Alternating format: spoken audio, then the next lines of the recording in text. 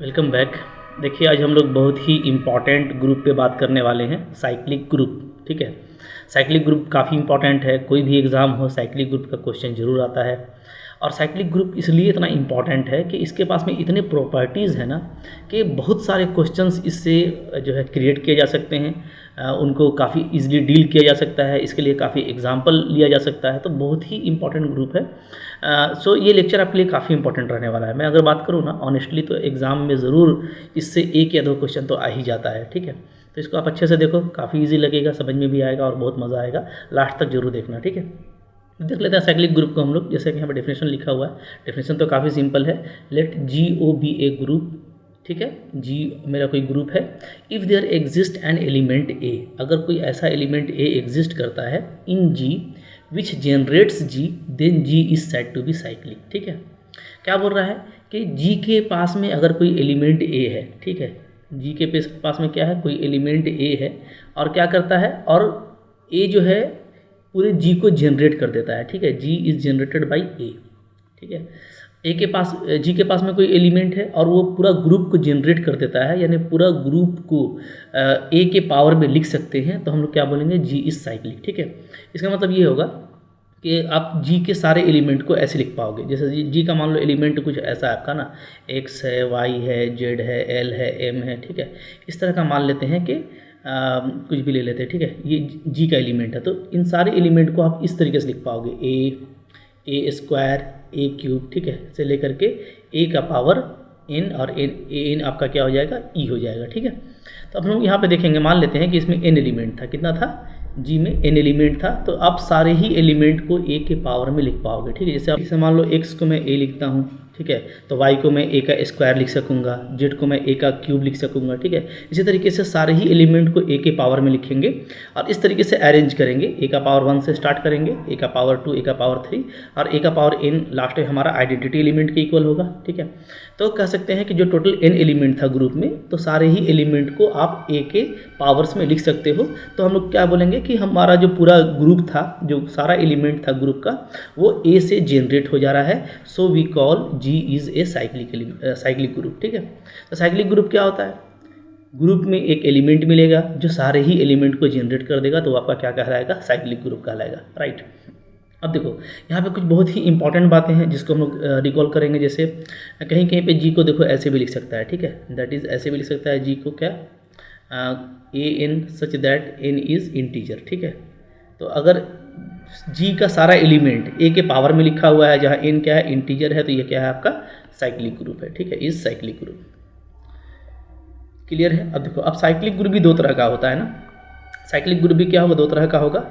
एक आपका होगा finite cyclic group, finite cyclic group, right, और दूसरा आपका होगा इनफाइनाइट साइक्लिक ग्रुप। ठीक है, इनफाइनाइट साइक्लिक ग्रुप। तो बहुत ही इंपॉर्टेंट है, दोनों को हम लोग देखने वाले हैं।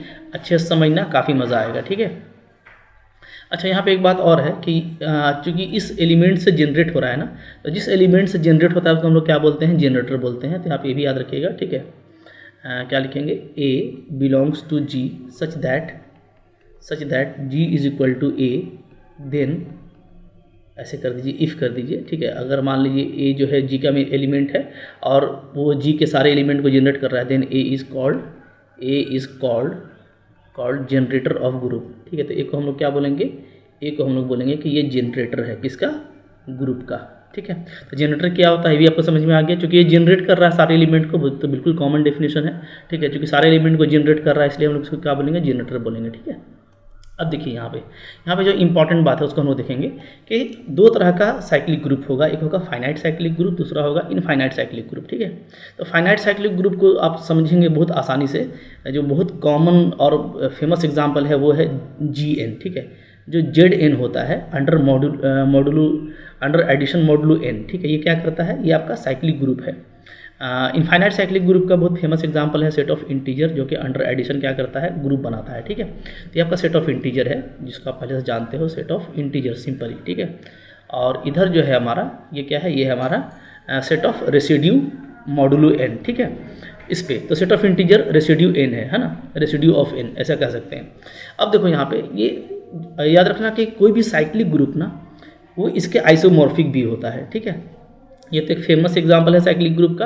लेकिन आप कोई भी साइक्लिक ग्रुप लेंगे ना, फाइनाइट साइक्लिक ग्रुप, तो वो क्या होगा, वो आपका जेड एन के आइसोमॉर्फिक होगा, ठीक है। यानी अगर मान लो कि 4 एलिमेंट का साइक्लिक ग्रुप है, ठीक है, साइक्लिक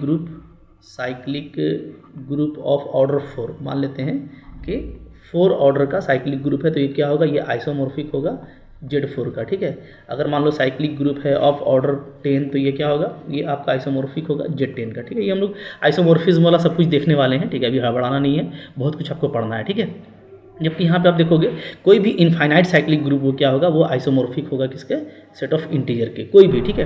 तो इनफाइनाइट का मतलब है कि वहाँ पे इनफाइनाइट नंबर ऑफ एलिमेंट होगा, तो ये सेट ऑफ इंटीजर के आइसोमॉर्फिक हो जाएगा। और फाइनाइट ये जो है आपका जितना भी ऑर्डर होगा उस एन वाले जेड एन के आइसोमॉर्फिक होगा, ठीक है। अब देखिए यहाँ पे हम लोग जैसे अगर जनरेटर का बात करें तो ये भी काफ़ी इंपॉर्टेंट है, यहीं पर मैं दिखा देता हूँ, ठीक है। जो फाइनाइट साइक्लिक ग्रुप है ना, इसमें जो नंबर ऑफ जनरेटर होता है, ठीक है, कितना होता है, क्योंकि आप देख रहे हो कि एक एलिमेंट इसको जनरेट कर रहा था, तो याद रखना कि कोई ज़रूरी नहीं है एक ही एलिमेंट जनरेट करेगा, बहुत सारे एलिमेंट होते हैं जो साइक्लिक ग्रुप को जनरेट कर सकते हैं, ठीक है।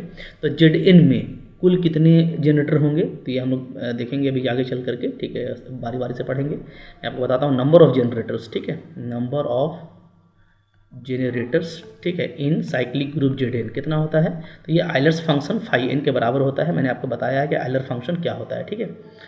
जो भी एन होगा उसके लिए फाई एन का जो वैल्यू आएगा उतने नंबर ऑफ जनरेटर इसमें पाए जाएंगे, ठीक है।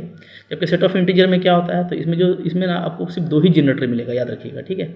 नंबर ऑफ जनरेटर्स क्या होता है, नंबर ऑफ जनरेटर्स, ठीक है। तो इसमें सिर्फ 2 ही जनरेटर होता है, एक होता है आपका -1 और दूसरा आपका होता है +1, याद रखिएगा, ठीक है।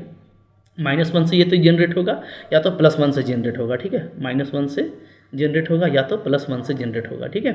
तो इसमें दो जनरेटर होता है, ओके। अब मैं आपको दिखाता हूँ कि ये कैसे जनरेट करता है, एक क्विक एग्जांपल देखेंगे, ज़्यादा क्लियर हो जाएगा, ठीक है। जैसे देखो एग्जांपल ले लेते हैं हम लोग यहाँ पे एग्जांपल, ठीक है।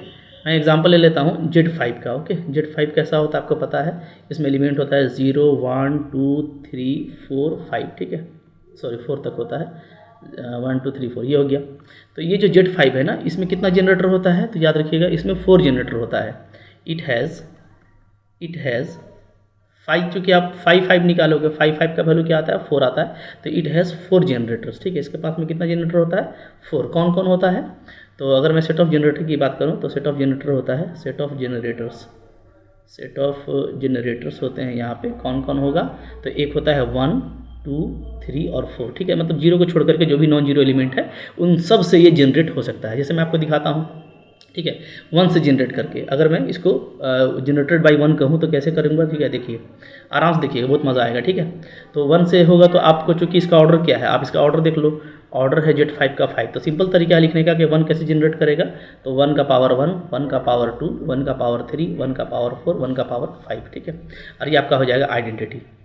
अब मैंने आपको बताया था कि यहाँ पे पावर का मतलब क्या होता है कि आप कितने टाइम्स ऑपरेट कर रहे हो, ठीक है। तो आपको जो ऑपरेशन दिया हुआ है वो है एडिशन मॉडुलो 5, ठीक है। तो एडिशन मॉडुलो 5 में आप ऑपरेट कीजिए, तो 1 को एक बार करेंगे तो 1 ही आएगा, ठीक है। 1 का स्क्वायर का मतलब ये है कि 1 को 2 बार करना है, ठीक है जी। 1 का क्यूब का मतलब क्या है कि 1 को आपको 3 बार करना है, ठीक है, अंडर एडिशन मॉडुलो 5। 1 को 4 बार करने का मतलब है कि आपको 1 को 4 टाइम्स करना है अंडर एडिशन मॉडुलो 5, ठीक है, एडिशन मॉडुलो 5 में। फिर 1 का पावर 5 का मतलब है कि आप इसको 5 बार ऑपरेट करेंगे, ठीक है, अंडर एडिशन मॉडुलो 5। ये मैंने आपको पहले ही बताया था, अब आप इसमें फैमिलियर हो जाओ, ठीक है, कोई दिक्कत नहीं है, ओके। अब आप देखोगे कि आओ अंदर आओ, तो हम लोग देखते हैं, देखो जैसे क्या गया, ये आपका 1 हो गया, 1 1 ये 2 हुआ, 1 1 और 1 3 हो गया, ये 1 को 4 टाइम्स 4 हो गया, ठीक है। 1 को 5 टाइम्स ऐड करेंगे क्या होगा, 5 आएगा, क्या आएगा, 5। लेकिन 5 जो है अंडर एडिशन मॉडुलो 5 क्या होता है, 0 के बराबर होता है, ये हम लोग पढ़ चुके हैं, ठीक है। तो ये आपका हो जाएगा 0। तो अब देखो आप अगर इसको थोड़ा सजा दोगे तो क्या आ गया, 0 1 2 3 4 ये आ गया, यानी एग्जैक्टली आपका आ गया Z5। यानी हम लोग ये देख रहे हैं कि Z5 का सारा एलिमेंट को, ठीक है, सारे ही एलिमेंट को 1 के जो है 1 के पावर्स में लिखा जा सकता है, या कह सकते हो कि 1 से ऑपरेट किया जा सकता है, यानी 1 इसको क्या कर सकता है, जनरेट कर सकता है, ठीक है। जैसे 1 से मैंने किया ना, आप इसी तरीके से देखना, आप मैं एक और कर देता हूँ, बाकी आप करना, ठीक है। जैसे 2 से भी आप कर सकते हो, 2 से करोगे कैसे, तो 2 का स्क्वायर, 2 का 3, 2 का पावर 4, 2 का पावर 5, ठीक है। चूँकि ऑर्डर 5 है ना, तो आपको 5 तक ही जाएगा, ठीक है। तो अब देख सकते हैं यहाँ पे जैसे 2 का मतलब तो 2 ही है, स्क्वायर का मतलब होगा 2 बार एडिशन, अंडर एडिशन मॉडुलो 5, ठीक है। 3 का मतलब होगा कि 3 बार इसको ऑपरेट करना, अंडर सेम मॉडुलो, ठीक है। 4 का मतलब होगा 4 बार ऑपरेट करना, अंडर सेम मॉडुलो, ठीक है। इस तरीके से आप देख पाओगे। 5 का मतलब होगा 5 टाइम्स ऑपरेट करना, अंडर सेम मॉडुलो, ठीक है ना।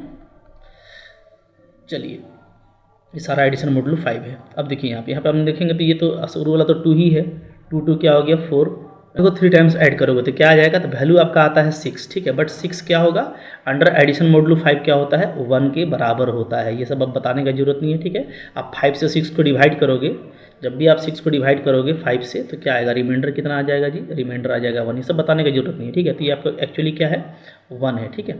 फिर देखो यहाँ पे आप ऐड करोगे तो 8 आएगा, ओके।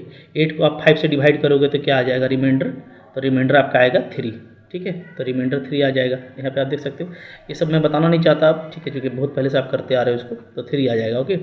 फिर 2 को अगर हम लोग 5 टाइम्स ऐड करेंगे तो 10 आ जाएगा, और 10 क्या होता है, जब 5 से डिवाइड करोगे तो रिमाइंडर 0 आएगा, ठीक है। तो यहाँ पे इसको आप अरेंज कर दो तो देखो 0 1 2 3 4, अगेन आपको पूरा साइक्लिक ग्रुप Z5 मिल जा रहा है, ठीक है। तो जैसे मैंने 2 से दिखाया ना, आप देखना 3 से भी ये जनरेट होगा, 4 से भी ये जनरेट होगा, ठीक है। तो 1 से जनरेट हुआ, 2 से जनरेट हुआ, 3 से जनरेट हुआ, 4 से जनरेट हुआ, सबसे Z5 जनरेट हो जा रहा है। यानी इसके पास में कितना जनरेटर होगा, तो 5 जनरेटर्स होंगे, 4 जनरेटर्स होंगे, ठीक है। इस तरीके से आपको काम करना है, तो ऐसे काम करोगे बहुत ही मज़ा आने वाला है।